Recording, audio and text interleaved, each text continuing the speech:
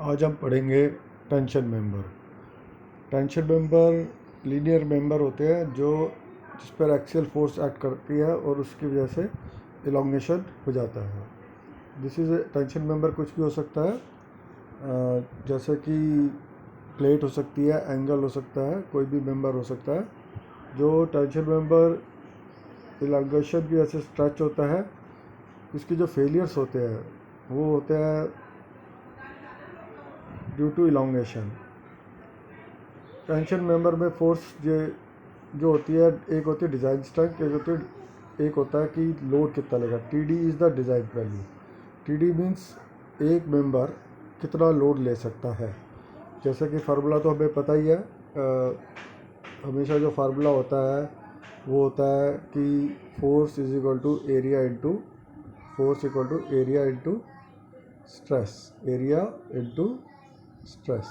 Basically ये formula use होता है डिज़ाइन स्ट्रेंथ निकालने के लिए। मान लीजिए एक प्लेट है और ये इसका फार्मूला है। देखिए design strength T D G equal to, ये फार्मूला आपके कोड में है, इसको मैं आपको समझा देता हूँ। T D G is the gross strength, A G is the gross area, F I is the stress and gamma M naught is the partial factor safety of material. जब भी एफ आई लगा होगा तो gamma am not always 1.1 होगा। ये आप table 5 इस code में चेक कर सकते हैं। ये जो हम देख रहे हैं ये IS 800 2007 का कोड का ही फार्मूला है टेंशन मेंबर में। अब ए जी निकालने के लिए ए ग्रॉस एरिया तो यू कैन इजीली कैलकुलेट। मान लीजिए एक प्लेट है, 100 mm विड्थ है और 10 mm उसकी 100 mm विड्थ है और उसकी 10 mm थिकनेस है। ओके, तो क्या होगा area 100 into 10। F I is the yield strength of the material.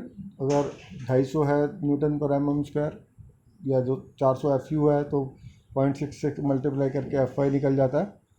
तो आप ऐसे निकाल सकते हैं, ए ग्रॉस निकल जाएगा, एफ आई निकल जाएगा, गामा एम नॉट आपको दिया हुआ है तो यू कैन कैलकुलेट द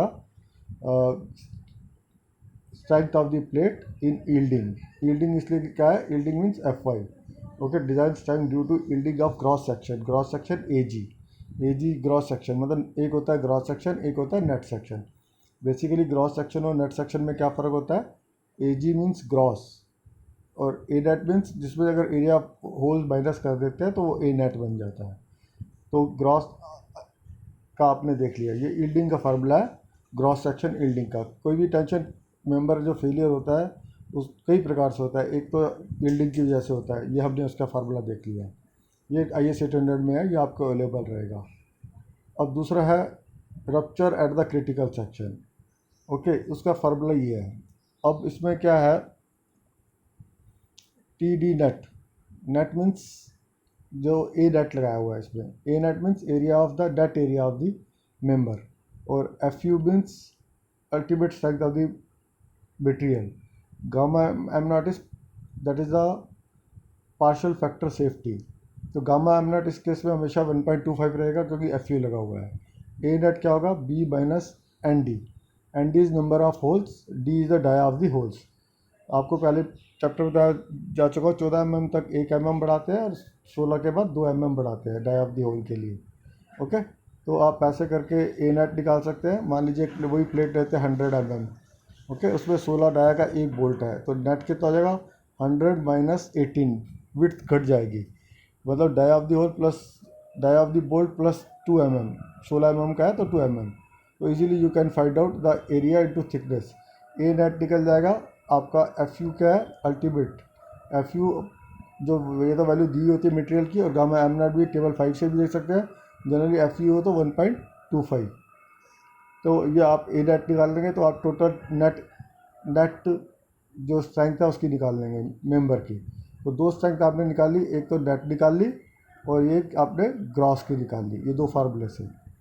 तो जो कम होगी वही आपकी जो होगी दैट इज़ द स्ट्रेंथ। जो भी कम आएगी, चाहे रप्चर से फेल हो या यील्ड से फेल, तो फेलियर होता है। इन दोनों में से जो वैल्यू कम आएगी that is the strength of the plate. तीसरा है, अगर मान लीजिए आपकी ये केस हो, इस केस में स्टैगर्ड पिच है, ये PS is called the staggered pitch, this is dia of the hole. तो आप इससे आप निकाल सकते हैं b is the width of the plate. तो b माइनस ये फार्मूला लगेगा आपका ऊपर वाला b माइनस NDH, ये तो वो वही फार्मूला है जब स्टैगर्ड पिच दी थी, प्लस ये ऐड हो जाएगा स्टैगर्ड की वजह से, तो into T is the thickness of the plate. तो इससे आपका ए नेट निकल जाएगा, ए नेट निकल जाएगा तो आप आराम से ए नेट का फार्मूला इसमें लगा के, ए नेट का फार्मूला इस फार्मूले में ए नेट लगा के, एक्चुअली तो पता ही है आपको, गामा भी पता है, तो you can find out the strength of this type of plate. तो आपको अलग अलग सेक्शन पे करना पड़ेगा। अगर इस सेक्शन में मैं रप्चर देखूंगा तो हो जाएगा b माइनस 3d। इस सेक्शन में रप्चर देखूंगा, इस सेक्शन पे आई कैन शो यू, अगर इस सेक्शन पे रप्चर देखता हूँ तो हो जाएगा b माइनस 3d। इस सेक्शन में रप्चर देखता हूँ तो b माइनस 2d। अगर मैं सेक्शन ऐसे बनाता हूँ तो you can say b minus 3d plus ये स्टैगर्ड के लिए। तो जो भी आपका सेक्शन लेते हैं उस हिसाब से आप एरिया कैलकुलेट कर सकते हैं, तो आप उसकी स्ट्रेंथ निकाल सकते हैं। थ्रेडेड रॉड में जो है फार्मूला डेट का, ये फार्मूला है area of the date area. Date area rod, threaded rod में क्या होता है 0.78, 78% लेते हैं एरिया ऑफ द शैंक का। तो उस फार्मूले को लगा के आप डेट फोर्स निकाल सकते हैं ये कितनी रहेगी। तो इस प्रकार से आज हमने सीखा प्लेट में की स्ट्रेंथ निकालना। एक तो ग्रॉस स्ट्रेंथ थी यील्ड स्ट्रेंथ से, उसके लिए ये फार्मूला था। फिर हमने रप्चर के लिए ये फार्मूला लगाया और स्टैगर्ड पिच के लिए ये फार्मूला यूज़ किया। तो हमने प्लेट की स्ट्रेंथ निकालना सीख लिया। तो आगे से एंगल के लिए हम अगले सेक्शन में करेंगे।